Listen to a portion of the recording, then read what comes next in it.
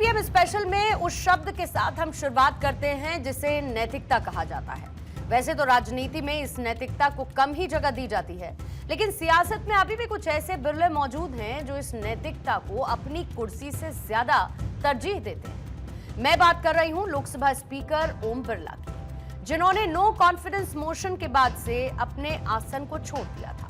वो लोकसभा में मौजूद जरूर रहे, लेकिन स्पीकर की कुर्सी पर नहीं बैठे। लेकिन कहते हैं सत्यमेव जयते। संसद में कल ही अविश्वास प्रस्ताव ध्वनि मत से गिर गया था, जिसके बाद आज एक बार फिर लोकसभा स्पीकर अपनी चेयर की तरफ लौटे। संसद में ये वो पल था जिसका एक गहरा संवैधानिक और नैतिक संदेश था, और दूसरी तरफ ये विपक्ष की बड़ी हार थी। ऐसा कहा जाता है कि nature and signature never change, और जैसा कि लोकसभा स्पीकर की खासियत भी रही, एक सख्त टीचर की तरह अनुशासनहीनता को बर्दाश्त न करना, सदन को सही तरीके से पूरी निष्ठा के साथ चलाना, हर सांसद को बराबर का मौका देना और हंगामेदार होने के बाद भी रिकॉर्ड तोड़ प्रोडक्टिविटी सदन में लेना, सभी दलों को साथ लेकर चलना। और वही ट्रेंड आज एक बार फिर से संसद में नजर आया। आज आसन पर लौटने के बाद एक बार फिर ओम बिरला अपने पुराने अंदाज में लोकसभा में नजर आए। स्पीकर ओम बिरला ने अविश्वास प्रस्ताव पर चर्चा के लिए सदन का धन्यवाद किया और विपक्ष की ओर से लगाए गए एक एक आरोप पर जवाब दिया। इसके साथ ही उन्होंने विपक्ष को नसीहत और हिदायत दी और आने वाले समय के लिए अनुशासन की एक लक्ष्मण रेखा खींच दी गई।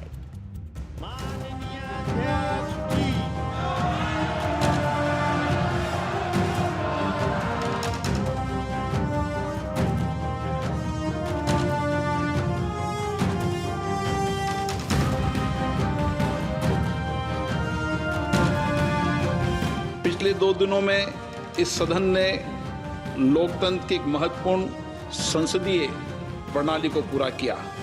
इस चर्चा के दौरान अनेक विचार, अनेक दृष्टिकोण, अनेक भावनाएं इस सदन के सामने रखी गई। मैंने सदन के प्रत्येक माननीय सदस्य की बात को गंभीरता और ध्यान से सुना। मैं इस सदन के सभी माननीय सदस्यों का हृदय से आभार व्यक्त करता हूं, चाहे उन्होंने समर्थन में अपने विचार रखे हों या आलोचना के रूप में अपने सुझाव दिए हों। लोकतंत्र की यही विशेषता है, यहाँ हर आवाज़ सुनी जाती है और हर दृष्टिकोण को महत्व दिया जाता है।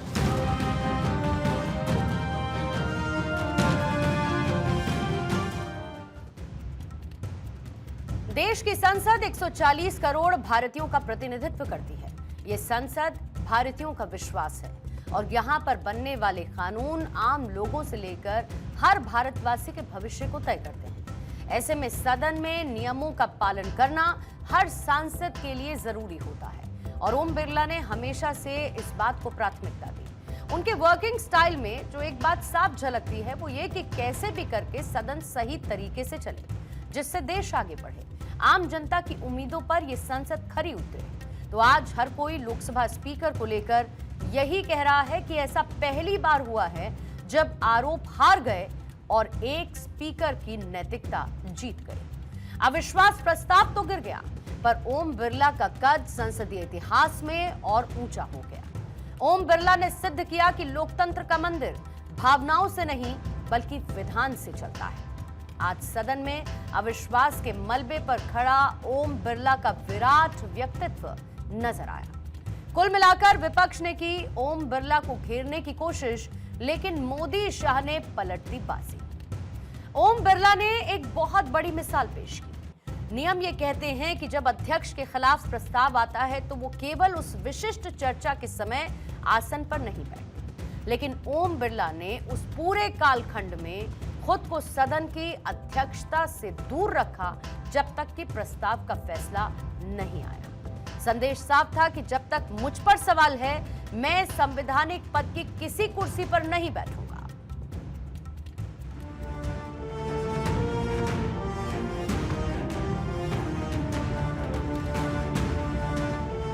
जो उसके पक्ष में वो हाँ कहे,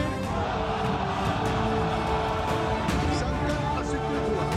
सभा की कार्यवाही दिनांक 10 फरवरी 2026 को प्रतिपक्ष के कुछ मान्य सदस्यों ने अविश्वास प्रस्ताव का नोटिस दिया। हमारे संविधान द्वारा स्थापित संसदीय लोकतंत्र की व्यवस्था में मेरा हमेशा अटूट विश्वास रहा है। मैंने अपने नैतिक कर्तव्यों का निर्वहन करते हुए अविश्वास के प्रस्ताव के प्रस्तुतीकरण के साथ ही सदन की कार्रवाई से अपने आप को अलग कर लिया।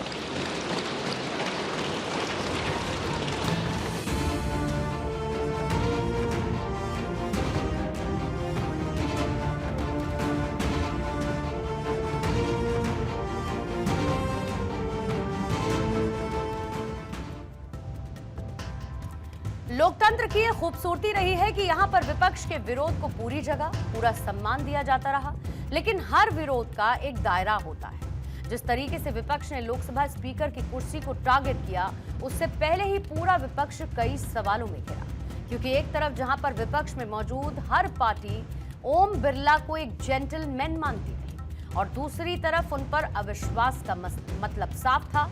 विपक्ष एक नैरेटिव सेट करने की कोशिश में था, लेकिन अब दूध का दूध पानी का पानी हो चुका है और जवाब के तौर पर विपक्ष को लोकसभा स्पीकर का वो डिग्निफाइड तरीका दिखाई दिया जिसका कायल हर कोई। स्पीकर ओम बिरला ने अविश्वास प्रस्ताव गिरने के बाद गरिमापूर्ण अंदाज में सदन को संबोधित कर एक नई मिसाल पेश की। संसदीय इतिहास में यह पहला मौका बना जब अविश्वास प्रस्ताव पर चर्चा के बाद खुद स्पीकर ने तथ्यों के साथ अपना पक्ष रखा।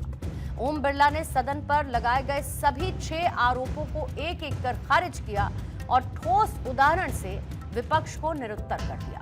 अपने संबोधन में ओम बिरला ने साफ किया कि सदन की कार्यवाही भावनाओं से नहीं बल्कि सिर्फ नियम और कानून की किताब से चलेगी। उन्होंने स्पष्ट संदेश दिया कि संसदीय मर्यादा और परंपराओं के साथ किसी भी सूरत में समझौता नहीं किया जाएगा। चेयर की ओर से सांसदों को सख्त हिदायत दी गई कि सदन की गरिमा बनाए रखना हर सदस्य की सामूहिक जिम्मेदारी है। संसद परिसर में आज ओम बिरला के स्पष्टवादी और निडर व्यक्तित्व की जबरदस्त सराहना हो रही है। स्पीकर ने भावुक होने की बजाय साक्ष्यों के साथ जवाब देकर यह साबित किया कि वो हमेशा निष्पक्ष और नियमबद्ध है। बिरला के आज के संबोधन के बाद एक राजनीतिक विश्लेषक ने यह टिप्पणी भी की कि सचमुच आरोपों की अग्नि परीक्षा से तपकर और भी निखर कर निकले हैं ओम बिरला। ओम बिरला के अब तक के कार्यकाल में लोकसभा की कार्य क्षमता यानी कि प्रोडक्टिविटी 90% से ज्यादा रही है और जिस तरह से उन्होंने वापसी की, ये प्रोडक्टिविटी और बढ़ने वाली है।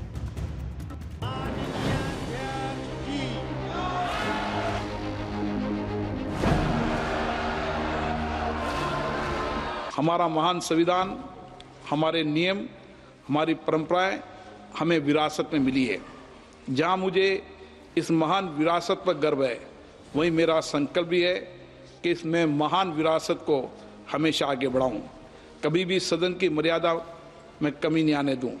मैं सदन में पक्ष प्रतिपक्ष सभी मान्य सदस्यों को जब संरक्षक के रूप में देखता हूं, तो चाहे कितनी भी प्रतिकूल परिस्थिति हो, कोई मान्य सदस्य मेरे मत से सहमत हो असहमत हो, मेरे खिलाफ कुछ वक्तव्य भी दे, लेकिन मेरा हमेशा प्रयास रहेगा, मैं इस संकल्प के लिए अटक हूं कि सदन की मर्यादा और प्रतिष्ठा को बनाए रखने के लिए मैं कटिबद्ध हूं।